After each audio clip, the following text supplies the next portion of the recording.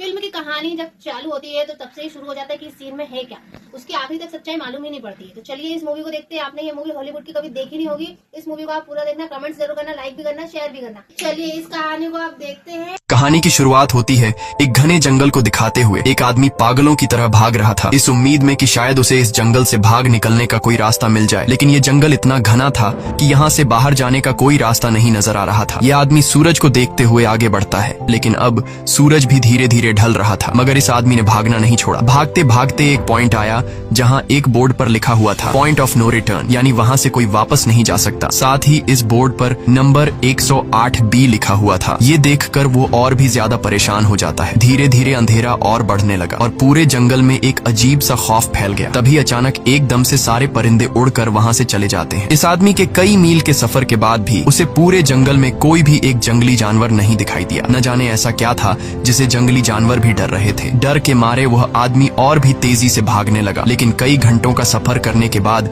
वह आदमी अचानक एक जगह पर आकर रुक गया और उसके चेहरे पर मायूसी छा गई, क्योंकि उसके सामने वही 108 नंबर वाला साइन बोर्ड था जिस पर लिखा हुआ था पॉइंट ऑफ नो रिटर्न। अब आदमी को समझ आया कि चाहे मैं जितना भी भागूं पर इस जंगल से निकल नहीं सकता। इसलिए अब वो वहाँ छुपने की जगह ढूंढने लगा, लेकिन वहाँ उसे छुपने के लिए कोई सेफ जगह नहीं मिली। इसीलिए अब वो पेड़ के ऊपर चढ़ जाता है, पर तभी उस पेड़ की टहनी टूट गई, जिससे वो आदमी काफी ऊंचाई से नीचे जमीन पर आ गिरा। पेड़ से गिरने के बाद वो बहुत ज्यादा जख्मी हो चुका था। उसे काफी गहरी चोटें आई। इससे पहले कि वो बेहोश हो जाता तभी अचानक जमीन हिलने लगी और अजीब सी गुराने की आवाजें आने लगी। वो आवाजें सुनकर आदमी के गले में सांसें अटक गईं। तभी अचानक कोई उसे खींच कर ले गया। खींचने वाला कौन था ये नहीं दिखाया गया, लेकिन हमें उस आदमी की दर्द भरी चीखें सुनाई दी गई। इस इंसिडेंट के 6 दिन बाद हमें शहर में मीना नाम की एक लड़की को दिखाया जाता है जो एक बर्ड शॉप में काम करती है। तभी उसका बॉस आता है और मीना को एक गोल्डन पैरट को शहर से दूर एक जू में डिलीवर करने का ऑर्डर देता है। मीना बॉस की बात को मानते हुए अब उस पैरट को डिलीवर करने जाती है। मीना गाड़ी में बैठकर अपने मोबाइल में उस जू का लोकेशन सेट कर लेती है और अपने सफर पर निकल पड़ती है। शहर से बाहर निकलने के बाद वो एक बोर्ड पर बहुत सारे लोगों के मिसिंग फोटोज देखती है, यानी वहाँ पर कई सारे लोग गायब हो चुके थे। लेकिन मीना उन पर ज्यादा ध्यान नहीं देती और आगे बढ़ने लगती है। आगे बढ़ते दौरान मीना शॉर्टकट लेते हुए जंगल के रास्ते से गुजरती है ताकि वो जल्दी से इस पैरट को जू तक डिलीवर कर दें, और वो पहुंच गई जंगल के बीचों बीच। ये वही जगह है जहाँ हम पहले एक आदमी को गायब होते देख चुके हैं। वहाँ आकर मीना बुरी तरह से फंस चुकी थी। वो अपने मोबाइल पर मैप देखती है, लेकिन वहाँ मोबाइल के सिग्नल नहीं आ रहे थे और उसके कार का रेडियो भी काम नहीं कर रहा था। मीना अब वहाँ से वापस निकलने लगी, लेकिन अब उसे वहाँ से बाहर निकलने का रास्ता समझ नहीं आ रहा था। थोड़ी देर बाद मीना की गाड़ी भी खराब हो गई। मीना गाड़ी से बाहर निकलती है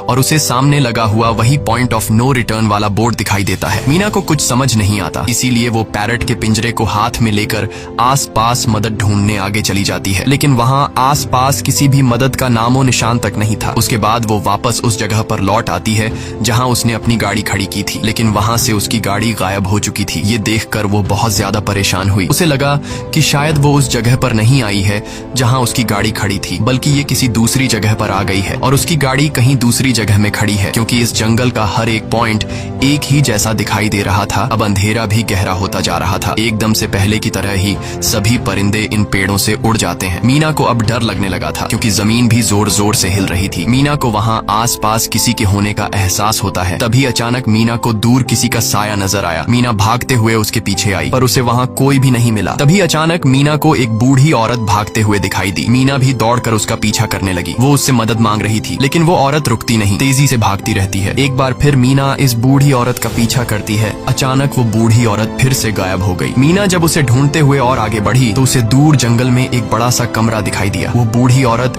उस कमरे के दरवाजे को खोलकर मीना से कहती है, अगर जिंदा रहना चाहती हो तो जल्दी से अंदर आओ। ये सुनते ही मीना बिना सोचे समझे दौड़ते हुए उस कमरे की तरफ गई। मीना के अंदर आते ही उसने गेट को लॉक कर दिया। मीना देखती है कि ये कोई अजीब सा कमरा है जिसमें एक बहुत बड़ा सा मिरर लगा हुआ था। उस बूढ़ी औरत के साथ यहाँ 2 और लोग भी थे। मीना घबरा कर उन लोगों से पूछती है, ये कौन सी जगह है? इस पर उस बूढ़ी औरत ने जवाब दिया कि इस जगह को हम दी कोब कहते हैं। मेरा नाम है मैडलिन, ये लड़की है कियारा और इस लड़के का नाम है डेनियल। बूढ़ी औरत मीना से कहती है कि अभी बातचीत का वक्त नहीं है, तुम जल्दी से हमारे साथ मिरर के सामने खड़ी हो जाओ क्योंकि कोई हमें देखने आने वाला है। मीना पूछती है आखिर हमें कौन देखने आ रहा है, तो वो बूढ़ी औरत उससे कोई जवाब नहीं देती। एकदम बाहर से अजीब सी आवाजें आने लगी। मीना डर के मारे पूछती है कि ये आवाज किस चीज की है, तो कियारा मीना को बताती है कि इन्हें हम वॉचर्स कहते हैं। वे शीशे के दूसरे ओर से हमें देख रहे हैं पर हम उन्हें नहीं देख सकते। वे हर रात सूरज ढलने के बाद यहाँ आते हैं और हमें देखते रहते हैं जब तक सुबह का सूरज नहीं निकल आता। तभी शीशे के दूसरी तरफ से शोर आने लगा। मीना पूछती है ये शोर कैसा है। उस बूढ़ी औरत ने बताया कि वॉचर्स तुम्हारे आने से खुश हैं, तुम्हें यहाँ देखकर तालियां बजा रहे हैं। मीना बुरी तरह से कंफ्यूज थी, वो जल्द से जल्द यहाँ से निकलना चाहती थी। मैडलिन जिन्हें वॉचर्स कह रही थी, न तो अब तक मीना ने उन्हें देखा और न ही किसी और ने देखा था। रात गुजर जाती है, सुबह होने पर ये लोग उस जगह से बाहर निकल आते हैं। मैडलिन बताती है कि वे वॉचर्स सिर्फ रात में ही बाहर निकलते हैं, दिन के वक्त हम लोग जंगल में आजाद घूम सकते हैं। मीना रात भर यही सोच रही थी कि कब सुबह होगी और जल्दी से मैं इस जंगल से बाहर निकल जाऊं, इसीलिए वह फौरन जंगल से बाहर निकलने का रास्ता ढूंढने लग जाती है। तब मैडलिन बाकी सबको उसे रोकने से मना कर देती है, जैसे कि वह जानती हो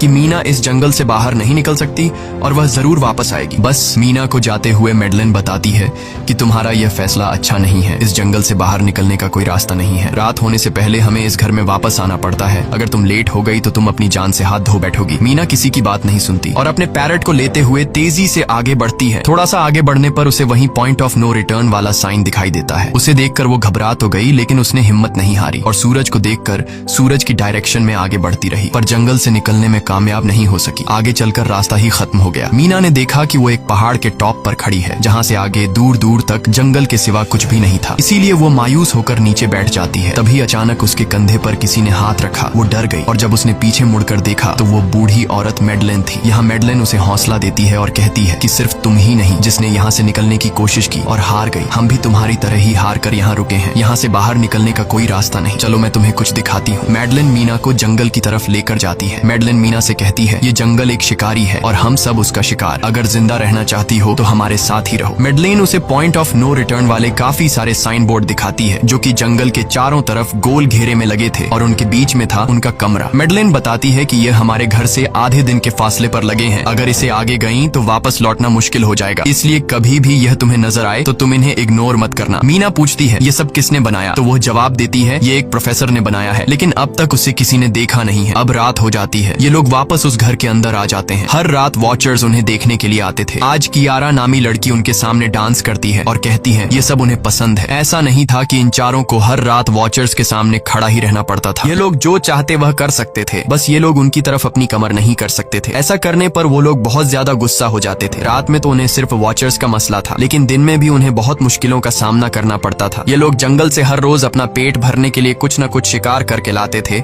जिससे उनका गुजारा हो जाता। अगले दिन कियारा और मीना दोनों जंगल में शिकार करने जाती हैं। मीना कियारा से पूछती है कि आखिर ये वॉचर्स चाहते क्या हैं। कियारा बताती है मुझे भी कुछ खास नहीं पता, लेकिन मैडलाइन कहती है कि ये वॉचर्स हमें देखते हैं, हमें ऑब्जर्व करते हैं, लेकिन अगर हमने वॉचर्स को देखा तो हम पागल हो जाएंगे क्योंकि वॉचर्स बहुत ही खूंखार दिखते हैं। कियारा अब उसे एक गड्ढा दिखाती है और कहती है ऐसे बहुत से गड्ढे इस जंगल में मौजूद हैं। दिन के वक्त सारे के सारे वॉचर्स उन गड्ढों में रहते हैं और रात में वो यहाँ से बाहर निकल आते। दिन के वक्त ये लोग इसलिए बाहर नहीं आ सकते क्योंकि सूरज की रोशनी उनकी स्किन जलाती है। कियारा मीना को बताती है कि वो 5 महीने पहले अपने पति के साथ इस जंगल में आई थी और तब से वो दोनों यहाँ फंसे हुए थे, पर आज से 6 दिन पहले मेरा पति जंगल में रास्ता ढूंढने निकला है। मुझे उम्मीद है कि वो जरूर वापस आएगा और हम सबको यहाँ से सेफली ले जाएगा। यहाँ हमें मालूम होता है कि असल में कियारा का हस्बैंड वही आदमी था जिससे हमने मूवी के स्टार्ट में देखा था, जिसे कोई यहाँ से खींच कर ले गया और अब वो मारा जा चुका है। इस तरह से बातें करते हुए ये दोनों कमरे के पास वापस लौट आए। यहाँ मैडलिन ने मीना को 3 रूल समझाती है जिंदा रहने के लिए। सबसे पहला ये कि वो रात के वक्त घर का दरवाजा नहीं खोलेगी, दूसरा रात में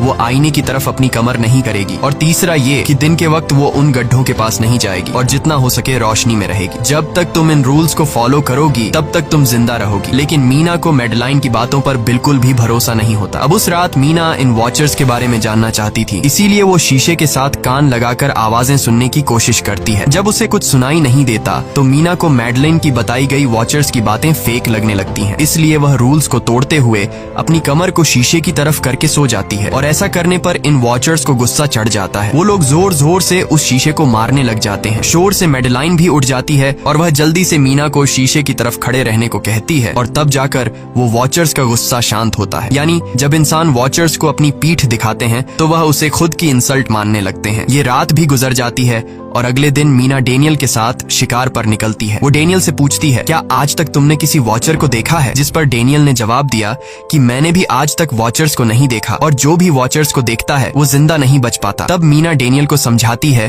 कि मुझे लगता है कि ये सब मैडलाइन की बनाई हुई कहानियां हैं जिसके अंदर वो हमें फंसा रही है। हमें जरूर उन गड्ढों को जाकर चेक करना चाहिए, शायद हमें यहाँ से बाहर जाने का कोई रास्ता मिल जाए। डेनियल भी यहाँ रहकर बहुत ज्यादा तंग हो चुका था और वो भी किसी तरह से रास्ता ढूंढकर इस जंगल से भाग निकलना चाहता था, इसलिए वो मीना की बात मान लेता है और वो दोनों गड्ढे के पास पहुंच जाते हैं। अब मीना अपने आप को रस्सी से बांधकर इस गड्ढे के अंदर उतरती है। रस्सी का दूसरा सिरा डेनियल ने पकड़ा हुआ था ताकि अगर मीना को कुछ भी हो वो जल्दी से मीना को बाहर की तरफ खींच ले। मीना नीचे गड्ढे में पहुंच जाती है जहां उसे बहुत सारा इंसानों का सामान मिलता है। मीना उस सामान को इकट्ठा कर लेती है। ये सारा सामान उन लोगों का था जो जंगल में वॉचर्स के शिकार हो चुके थे। डेनियल रस्सी के सहारे कैमरा, साइकिल और जरूरत का सारा सामान को बाहर ले आता है। मीना अब नीचे इंतजार करती है कि डेनियल कब रस्सी नीचे फेंकेगा और मैं ऊपर चली जाऊंगी। और इससे पहले कि मीना उस गड्ढे से बाहर निकल पाती, उसे गड्ढे के अंदर किसी के आने की हलचल सुनाई देती है। मीना जल्दी से डेनियल को रस्सी नीचे फेंकने की आवाज देने लगती है, लेकिन तभी मीना को पकड़ने के लिए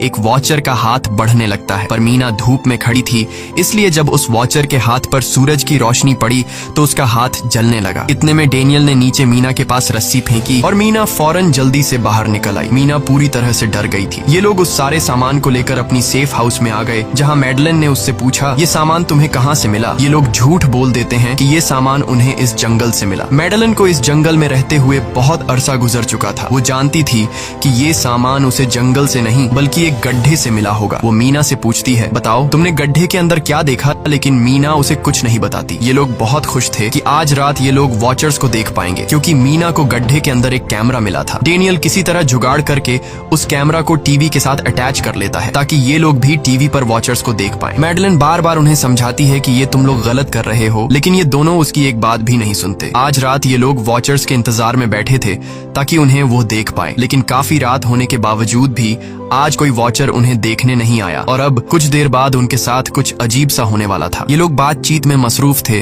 कि तभी उनका दरवाजा खटखटाया जाता है, यानी दरवाजे पर किसी ने दस्तक दी। उन्होंने जल्दी से टीवी की तरफ देखा तो वहां उन्हें इंसानी टांगे दिखाई दे रही थीं। बाहर जो कोई भी था वो कियारा के हस्बैंड की आवाज में बात कर रहा था और वो जल्दी से दरवाजा खोलने को कह रहा था। कियारा को लगा कि जरूर उसका हस्बैंड यहाँ से बाहर निकलने का रास्ता ढूंढ आया है। वो जल्दी से उठकर दरवाजा खोलने के लिए जाती है, लेकिन मैडलिन बीच में आकर दरवाजा खोलने नहीं देती। वो कहती है कि मैं जानती हूँ बाहर तुम्हारा हस्बैंड नहीं है, क्योंकि मैडलिन जानती थी कि रात के इस अंधेरे में कोई भी इंसान इस कमरे तक नहीं पहुंच सकता। लेकिन कियारा को मैडलिन की बातों पर यकीन नहीं होता और वो दरवाजा खोलने की कोशिश करती है, जिसके बाद मैडलिन कियारा से कहती है कि वो तुम्हें फंसा रहा है, तुम उसका इम्तिहान ले लो, तुम उसे कोई ऐसी बात पूछो जिसके बारे में सिर्फ तुम या तुम्हारा हस्बैंड जानता हो। कियारा बाहर खड़े हुए इंसान से एक किताब के बारे में सवाल करती है जिसके बारे में उसे पता होना चाहिए था, लेकिन जब बाहर खड़ा हुआ इंसान कोई जवाब नहीं देता तो ये समझ जाते हैं कि ये वॉचर ही है। ये लोग जब दरवाजा नहीं खोलते तो वॉचर उनके बाहर लगाए हुए कैमरा को तोड़ देता है और यहाँ हमें एक बात पता चलती है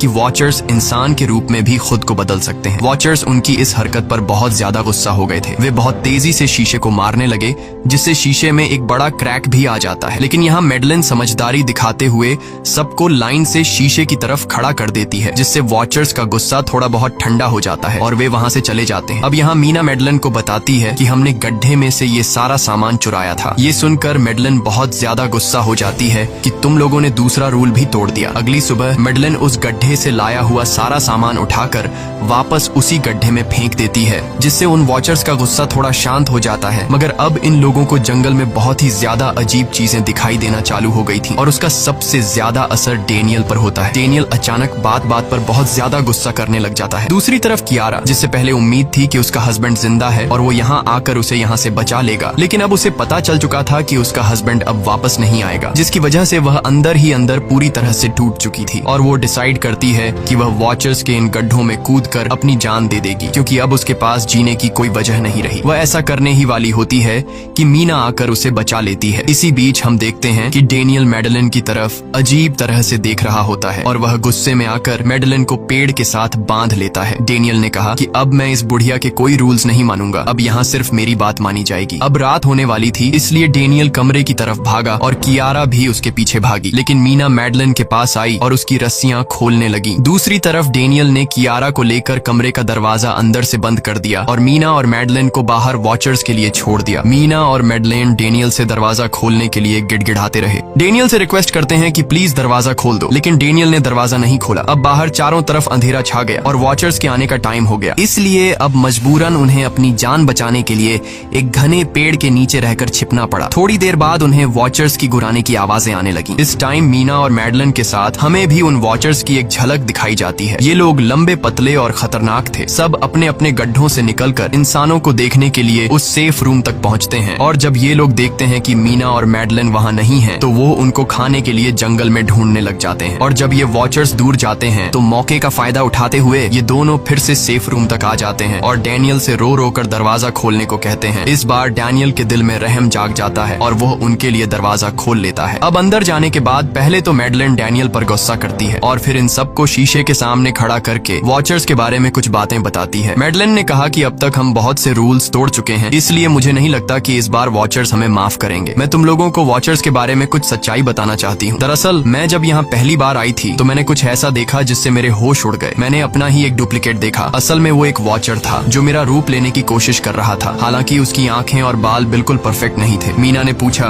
कि आखिर ये वॉचर्स हैं क्या चीज, जिस पर मैडलिन ने जवाब दिया कि ये सारे क्रीचर्स फेरीज हैं जो किसी जमाने में इंसानों के साथ मिलकर रहते थे। फेरीज पंखों वाले एक जादुई जीव थे, लेकिन वक्त गुजरने के साथ इंसानों को फेरीज की शक्तियों से डर लगने लगा, इसीलिए इंसानों ने फेरीज को खत्म करने का सोचा। इंसानों की तादाद ज्यादा थी, इसलिए फेरीज इंसानों का मुकाबला नहीं कर पाए। इंसानों ने इन फेरीज को जंगल में एक बहुत बड़े गड्ढे के अंदर कैद कर लिया और उन्हें श्राप से हमेशा हमेशा के लिए इस गड्ढे में बंद कर दिया। उसके बाद फेरीज कई 100 सालों तक उस गड्ढे में कैद रहे, लेकिन फिर वक्त के साथ उन्होंने जमीन के अंदर खुदाई करके निकलने के रास्ते बना लिए। आज वही फेरीज वॉचर्स के रूप में गड्ढों से निकलकर हमारे सामने आते हैं। हालांकि कई 100 सालों तक जमीन के अंदर रहने की वजह से उन्होंने अपने पंख और जादुई शक्तियां खो दी और साथ ही उन्हें सूरज की रोशनी से तकलीफ होने लगी, लेकिन अब भी उनमें रूप बदलने की शक्ति है। इस पर डैनियल ने मैडलिन से पूछा कि ये वॉचर्स हमसे क्या चाहते हैं और ये हर रात हमें देखते क्यों हैं, जिस पर मैडलिन ने बताया कि ये वॉचर्स एक बार फिर से जंगल से निकलकर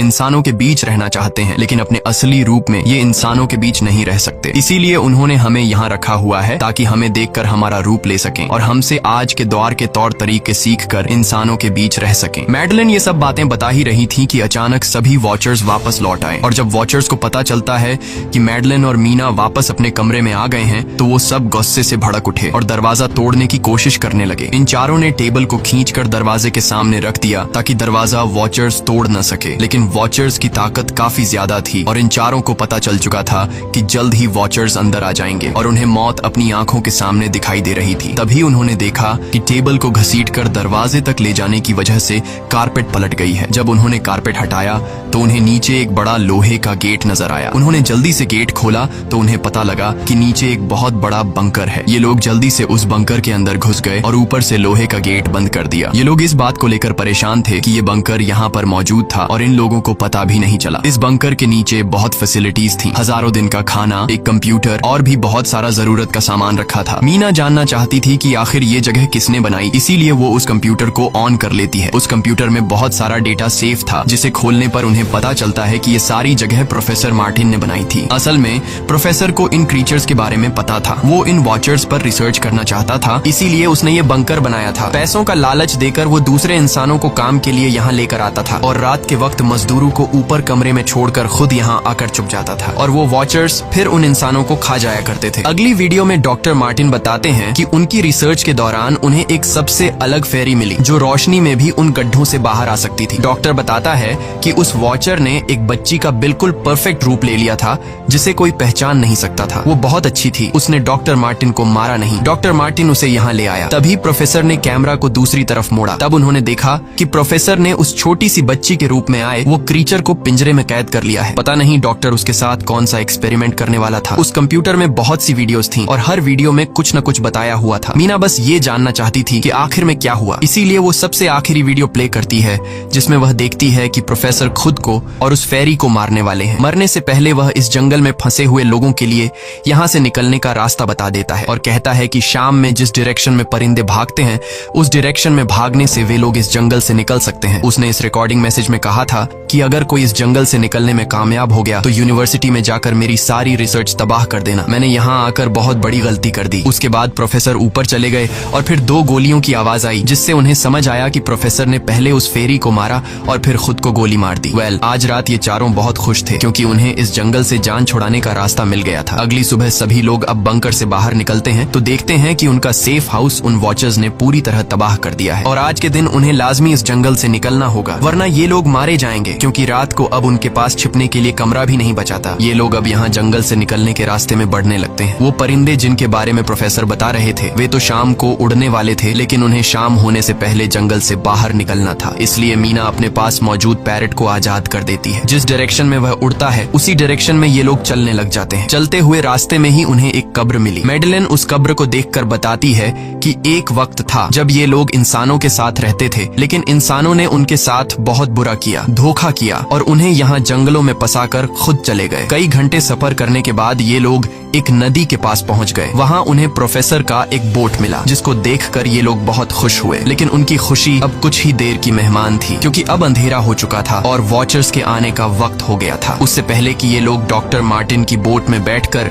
यहाँ से दूर चले जाते तभी उन्हें पीछे से किसी की आवाज आई। जब उन्होंने पीछे मुड़कर देखा तो वो कियारा का हस्बैंड था जो मदद के लिए चिल्ला रहा था। वो बहुत ही जख्मी हालत में था। बाकी सब बोट में बैठ चुके थे इसलिए डेनियल अकेला उसकी मदद के लिए गया। डेनियल कियारा के हस्बैंड को खींचकर बोट की तरफ लाने लगा लेकिन तभी ये लोग बोट से देखते हैं कि डेनियल जिसकी मदद करने गया वह कोई इंसान नहीं बल्कि एक वॉचर है जिसने उनके सामने ही डेनियल का रूप ले लिया। वो लोग कुछ भी नहीं कर पा रहे थे। अब उस वॉचर ने डेनियल को मार दिया। उन्हें इस बात का पता था कि वॉचर्स इस नदी को पार नहीं कर सकते हैं और फाइनली ये लोग खुद इस नदी को पार करके शहर तक पहुंच जाते हैं। और कहानी में असल ट्विस्ट इसके बाद आया। शहर पहुंचने के बाद ये तीनों अलग अलग रास्तों पर चले गए और कुछ दिनों बाद अब मीना जल्दी से डॉक्टर मार्टिन के कहने के मुताबिक उनके यूनिवर्सिटी में उनका सारा डेटा खत्म करने के लिए आई। उससे पहले कि वह उनका रिसर्च डेटा डिलीट कर देती तभी उससे वहाँ एक टेप रिकॉर्डर मिला और उस टेप रिकॉर्डर से मीना को एक नया राज मालूम हुआ। जब हजारों साल पहले इंसान और फेरीज एक साथ रहते थे तो तब उनकी शादी भी हुआ करती थी। इंसान और फेरी के मिलन से जो बच्चे पैदा होते थे उनमें इंसान और फेरी दोनों के गुण होते थे। उन्हें हाफलिंग्स कहा जाता था। उन हाफलिंग्स में एक खासियत थी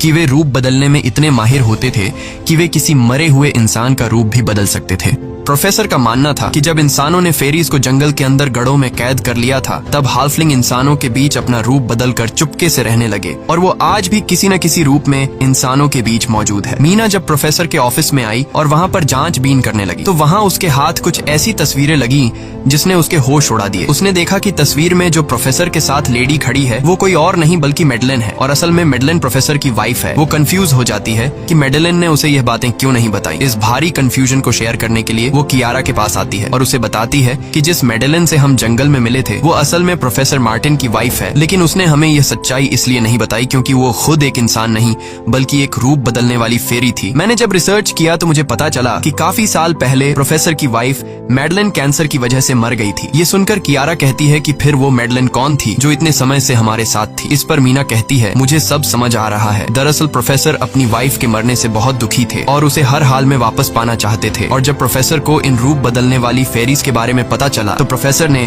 उस रूप बदलने वाली फेरी को पिंजरे में कैद किया जो एक बच्ची का परफेक्ट रूप लेकर उनके पास आई थी। प्रोफेसर ने अपनी वाइफ की फोटो दिखाते हुए उस फेरी को अपनी वाइफ मैडेलिन जैसा बना दिया क्योंकि वो फेरी बाकी फेरीज से अलग थी। वो दिन में भी बाहर आ सकती थी। मीना ने कहा कि मैंने मैडेलिन को यहाँ बुला लिया है, हमें किसी तरह से करके उसे वापस जंगल भेजना होगा। तभी एक कार वहाँ आकर रुकी। जब उस कार से जो इंसान उतरा उसे देखकर मीना के गले में सांस अटक गई। वो कियारा थी, यानी कि अब तक जो मीना के साथ थी वो मैडेलिन थी उसने कियारा का रूप ले रखा था। कियारा जैसे ही घर के अंदर आई तभी मेडलिन ने कियारा के हस्बैंड के रूप में बदलकर उसे बेहोश कर दिया। मीना ने मेडलिन से कहा, आखिर तुम चाहती क्या हो? जिस पर मेडलिन गुस्से में आकर कहा, मैं फेरीज की सबसे अलग मखलूक हूँ। मेरे सभी साथी बचपन से मुझे चिढ़ाते थे, वो मुझे अपने साथ नहीं रहने देते क्योंकि मैं सबसे अलग थी। मैं उस जंगल में अकेली पड़ चुकी थी और मैं उस जंगल से निकलकर बाहर लोगों के साथ मिलकर रहना चाहती थी। फिर एक दिन प्रोफेसर उस जंगल में आया, उसने मुझे पिंजरे में कैद कर लिया। उसने मुझसे कहा कि अगर मैं उसकी वाइफ का रूप ले लूं तो वह मुझे जंगल से बाहर ले जाएगा। मैंने उसकी बात मान ली। प्रोफेसर ने मुझे मेडलिन की सारी बातें सिखाई और बाद में उस धोखेबाज प्रोफेसर ने मुझे मारने की कोशिश की, लेकिन उससे पहले कि वो मुझे मार पाता मैंने उसे ही मार डाला। तुम इंसान कभी भी भरोसे के लायक नहीं थे और न ही रहोगे। अब तुम भी मेरी सच्चाई जान चुकी हो, इसलिए तुम्हें भी मरना होगा और तुम्हें मारने के बाद मैं तुम्हारे रूप में इंसानों के बीच रहूंगी। यह कहकर मेडलिन ने मीना का रूप ले लिया और उसका गला दबाकर उसे मारने लगी। तब मीना ने मेडलिन से कहा कि क्या प्रोफेसर ने तुमसे यह नहीं कहा कि तुम क्यों दिन में निकल सकती हो? असल में तुम हाइब्रिड हो, आधी इंसान और आधी फेरी, इसीलिए तुम इंसानों और फेरीज के बीच रह सकती हो। मुझे पता है कि दुनिया में अकेला रहना कैसा होता है, लेकिन तुम अकेली हाफलिंग नहीं हो। तुम्हारे जैसे और भी हाफलिंग्स हैं जो किसी न किसी रूप में इंसानों के बीच रह रहे हैं। इस सच्चाई का पता चलते ही मेडलिन का शरीर अचानक अपने असली रूप में आने लगा। देखते ही देखते उसके पंख निकल आए, जिसके बाद वो मीना को यहीं पर छोड़कर यहाँ से उड़ जाती है। इसके बाद कुछ हफ्तों के बाद का सीन दिखाया जाता है जहाँ मीना अपनी सिस्टर के साथ रहने लगी है। उसने अपनी सिस्टर को बताया